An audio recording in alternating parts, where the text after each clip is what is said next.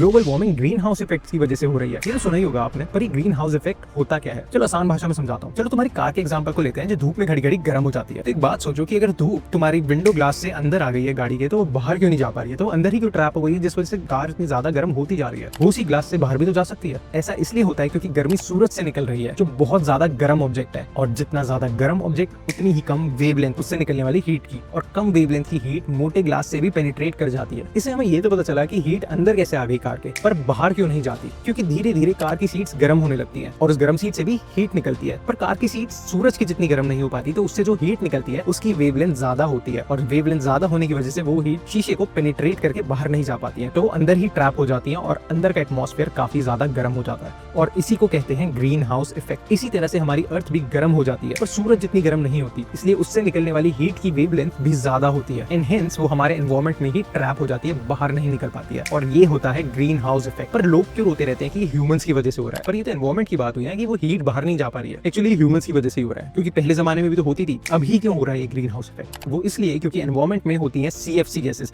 यानी chlorofluorocarbon gases, जो emit होती हैं तुम्हारे फ्रिज से, AC से और माइक्रोवेव से, एरोसोल स्प्रेज वगैरह से। गर्मी है तो AC भी चाहिए, और AC चलेगा तो गर्मी भी बढ़ेगी। तो ये तो एक विशिष्ट सर्कल हो गया जो सबको ले डूबने वाला है एक दिन। आई होप अब आपको समझ में आया होगा। जो बेसिकली जो AC फ्रिज वगैरह अफोर्ड कर सकते हैं हम जैसे लोग, उन्हीं की ये देन है। आई होप आपको ये वीडियो इन्फॉर्मेटिव लगी होगी, और ऐसे ही इन्फॉर्मेटिव वीडियोस के लिए मुझे फॉलो करें।